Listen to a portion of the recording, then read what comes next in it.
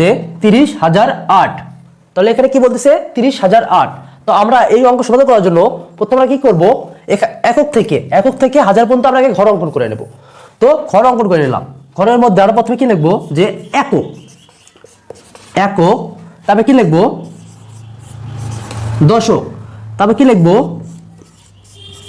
শতক, তারপর আমরা লিখবো হাজার। একক, দশক, শতক, হাজার। হাজারের মধ্যে আমাদের দুইটা ঘর হয়, একটা হাজার হয়, হাজার থেকে অল্প একটু বড়, সেটা কি হয় উজুত। তাহলে আমরা কি করব, এখানে হাজার লিখলাম, আর এই পাশে কি লিখলাম উজুত লিখলাম। তাহলে এখানে কি বলতেছে যে 30,008। তাহলে এই যে 8টা আমরা দেখতে পাচ্ছি, এই 8টা কি, 8 হচ্ছে কি, এটা একক। এটা কি একক? একক বলতে কি বোঝাচ্ছে, একটি সংখ্যা। একক বলে এখানে একটি সংখ্যা বোঝাচ্ছে। তাহলে আমরা কি লিখলাম, এখানে আমরা কি করলাম 8 বসাইলাম। তাহলে কি এখানে কি 8টা হচ্ছে কি একক, একক করে আমরা কি বসাইলাম 8 বসাইলাম। তারপর এখানে কি দশক বলতে কিছু নাই, দশক এখানে কিছু নাই, যেহেতু দশক এখানে কিছু নাই, তারপরে কি বলবো, এখানে আমরা শূন্য বসাই দেবো। দশক ঘরে শূন্য বসাইলাম।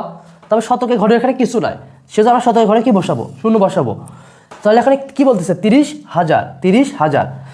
যেহেতু দুটো সংখ্যা, সেহেতু আমরা কি বলবো 30 বসাইলাম। তাহলে এখানে উত্তর কি হচ্ছে, উত্তর হচ্ছে যে 30,008। 30,000 কত হচ্ছে, 30,008 হচ্ছে। তাহলে 30 লিখে 3টা শূন্য দিয়ে আমরা একটা কি বসালাম 8 বসালাম। তো এটা হচ্ছে কি এই অঙ্কের সমাধান। তো দুটো অঙ্কের সমাধান আমি করলাম। এখন আমরা আরেকটা অঙ্কের সমাধান করব।